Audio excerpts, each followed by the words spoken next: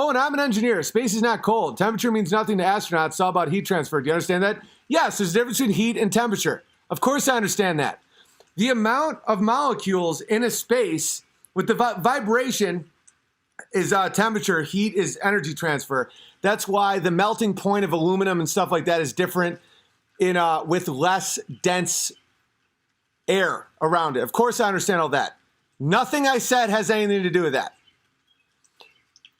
They do claim that it's frigid and you would die in space. They claim that, right? Because there's either no heat or tons of radiation. You know that they say the ionosphere and the ozone layer and all this stuff blocks harmful radiation from here, right? Okay, so without those protections, what happens in space, retard? So without the ionosphere, without the ozone layer, without the protection, without our magnetic poles, you would get all the radiation. So then what happens? That's why you need 5 feet of lead. I know you said you're an engineer. That doesn't mean anything if you can't think. When has technology went in reverse? What other time in history has an explorer went someplace, planted a flag from a nation, and no other nation followed suit? None. Russia, China, Israel, none of them ever went again. Name one other time. Never once. Oh, and your moon rocks shouldn't be petrified wood.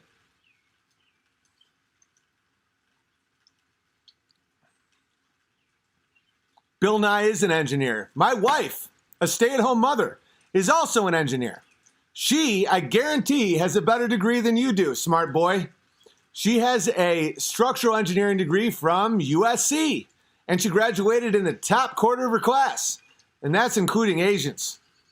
So my wife, who focuses mostly on tit feeding and, doing mom stuff, is more of an engineer than the guy that's like, hey, man, listen, I'm an engineer.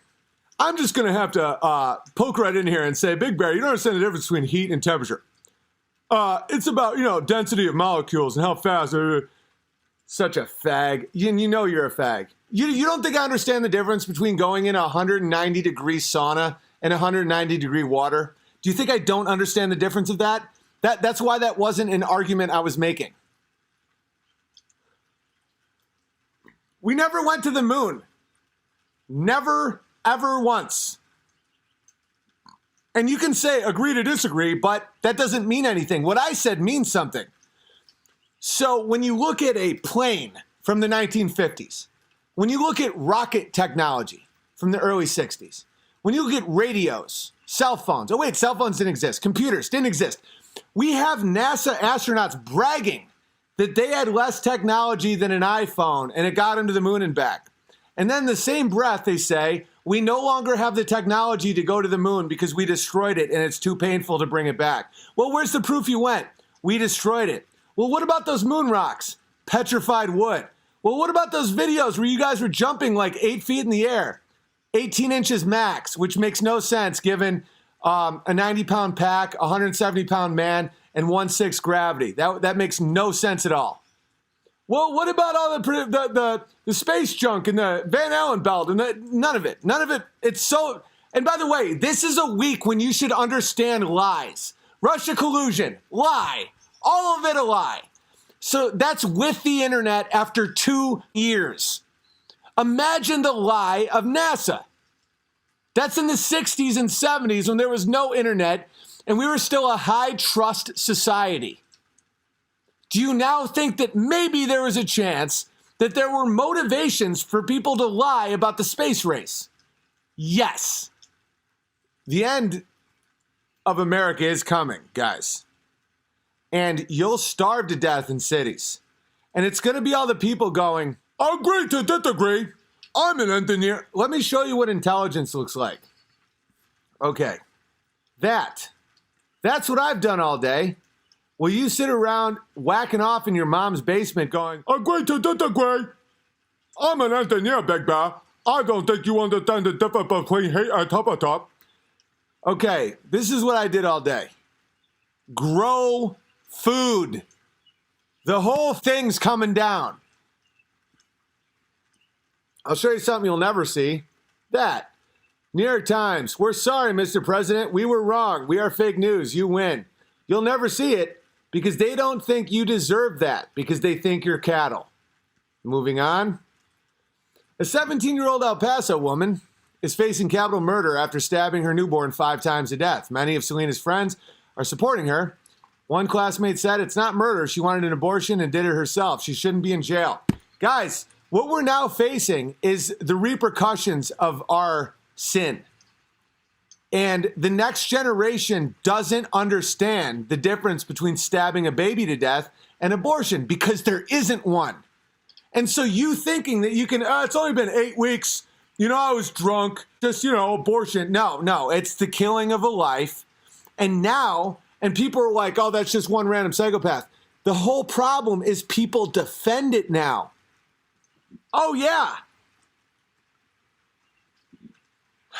Look at this Jew. When you own the music industry but have no talent of your own, so you wear a snare drum on your head as a hat. Don't trust people with ridiculously small or ridiculously big hats. Look at this dude. Ben Shapiro and dudes like him will either wear tiny hats that have no protection whatsoever from sun because they don't grow anything, they don't clean anything, they don't work for a living. So he can wear a giant furry cheese circle on his head because he just collects money from other people. And by the way, the secret is out. You can call me any name you want. The gig is up. A little tiny hat doesn't protect you from the sun, which lets me know one thing. You don't work outside. A big giant cheese fur head means that you don't clean anything because that would fall off your head. All you do is sit around and collect money. And we never went to the moon.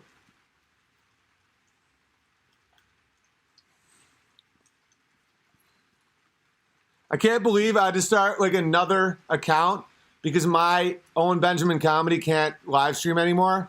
So now I have Owen Benjamin live. We're already over 2,000 people live after a week. You can't stop truth, man. You can't stop one person saying what they believe to be true. Try. No one's been able to do it yet to me. Alex Jones won't have me on his show because I'm toxic. Guess what, Alex? No one wants your boner pills. You're a dumb little man.